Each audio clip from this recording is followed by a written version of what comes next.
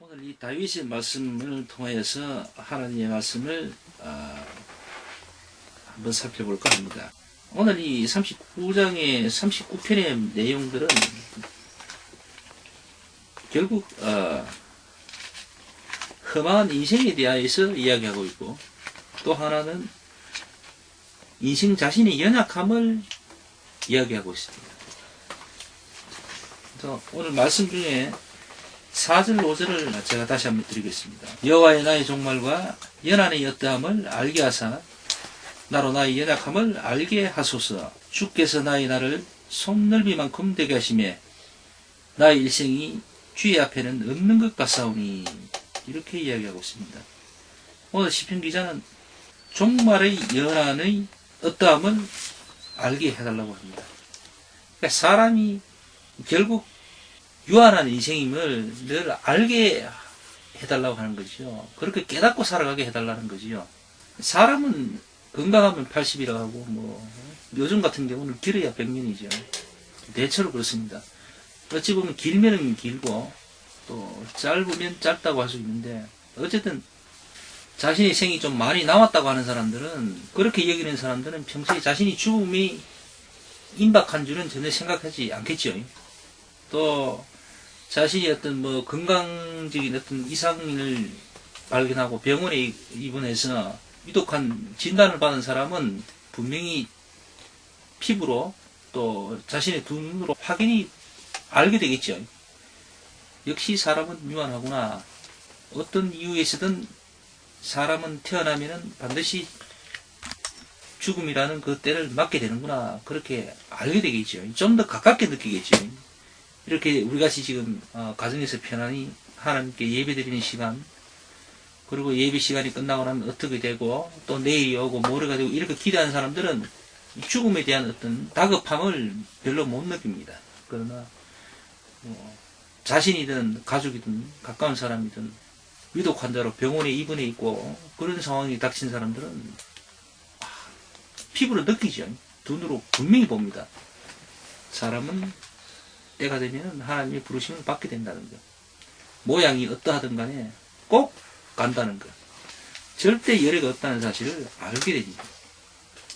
그래서 오늘 시편 기자는 이렇게 말합니다. 나의 연약함을 알게 하소서. 이렇게 이야기하고 있습니다. 아무리 똑똑하고 잘나도 결국 사람은 때가 되면 가는 겁니다. 하나님 앞에 가야 돼요. 그 표현을 5절 말씀에 좀 더 적나라하게 표현을 하고 있습니다. 주께서 나의 날을 손넓이만큼 되게 하시며 나의 일생이 주 앞에는 없는 것 같사오니, 이렇게 이야기하고 있습니다. 절대자의 앞에서는 어떤 비교의 대상이 못 된다는 겁니다. 간혹 어떤 사람들은 자신이 굉장히 아주 거의 신적인 존재하고 맞먹을 정도로 아주 거만하고 또 대단히 자신을 완벽한 사람이냐 막 이야기하는 사람이 주로 있어요. 들어 있습니다. 그런 사람이. 그런데 오늘 이 시편 기자 다윗은 뭐라고 그럽니까? 나의 일생이 주 앞에는 없는 것 같사오니, 이렇게 이야기하고 있습니다. 자신의 날이 손넓이만큼밖에 안 된다는 겁니다. 다윗이 고백이죠. 다윗이. 이스라엘의 역대 왕 중에서 가장 최고로 인정하는 왕은 이스라엘 사람들은 다윗이라고 이야기합니다. 그런 다윗이 자신을 하나님 앞에 봤을 때에는 그렇게밖에 안 된다는 거예요. 그리고 9절 말씀을 또 한번 볼까요?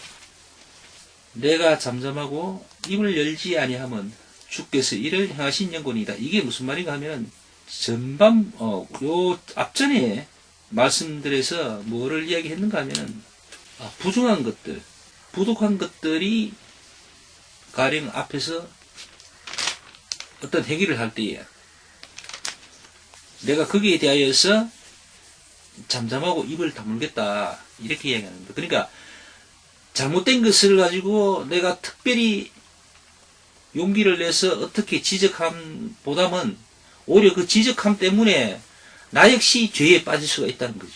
왜냐하면 인간은 감정적인 어떤 그런 요소를 다분히 드러내는 사람들이고 그런 형태의 어떤 존재들이고 또 그로 인해서 치우칠 수가 있다는 거죠. 본래의 생각과는 다르게 감정이 치우치다 보면은 엉뚱한 쪽으로 자기가 의도한 바가 아닌 다른 쪽으로 흘러가 버릴 수도 있다는 겁니다. 그래서 자기까지도 그 죄악 속에 파묻혀 들어간다는 거죠. 휩쓸려 들어갈 수도 있다는 겁니다. 그래서 살아계신 하나님께 맡긴다는 거죠. 그래서 어느 정도 선에서 자신 입을 다물겠다는 겁니다. 같이 맞짱 뜨지 않겠다는 거죠. 그렇게 이야기하고 있습니다.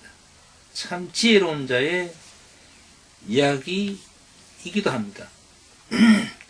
결국은 하나님께서 하신다는 걸 믿겠다는 거죠. 세상에 빛과 어둠이 존재하는 것은 어둠이 있기 때문에 빛이 드러나는 것이고, 또 빛이 존재함으로 인해서 어둠이라는 사실을 알게 되는 거죠. 결국은 모든 것은 하나님에 의해서 또 하나님의 그 뜻대로 결론이 날 거라는 이런 믿음인 것입니다. 그래서 특별한 작정을 가지고 쉽게 나서고 흥분하지 않겠다는 거지요. 지금 다윗은 그것을 이야기하고 있습니다. 그래서 마지막 13절에 보면은 주는 나를 용서하사 내가 떠나 없어지기 전에 나의 건강을 회복시키소서, 이렇게 이야기하고 있습니다. 지금 다윗이 스스로 조금 위축됐다는 걸 이야기하는 것 같아요. 이걸 글자 그대로 읽는 사람들은 다윗이 어디 아픈가 이렇게도 생각할 수 있겠죠. 어쨌든 간에 다윗이 아프든 마음으로 위축되어 있든 하나님께서 자기를 살펴주실 것을 호소하고 있는 겁니다. 그러니까 다윗은 처음부터 끝까지 하나님을 알고 그 하나님을 의지하는 겁니다. 이렇게 하나님을 찬송하는 거죠. 시편에 보면은 다윗의 시가 참 많습니다. 오늘 이 39편 외에도 다윗은 굉장히 많은 곳에 하나님을 찬미 찬송하고 있습니다. 다윗이 많은 죄악들 속에서 살았지만은 솔로몬과는 조금 차원이 다른 게, 다윗은 끝끝내 하나님 쪽에 하나님 편에 서 있었던 것 같고, 반면에 솔로몬은 말년에 그 결말이 그렇게 하나님과 깊이 있는 어떤 관계를 유지하지 못한 듯 그런 모습을 남기고 있죠. 그래서 다윗과 솔로몬은 뭔가 좀 다른 것 같아요.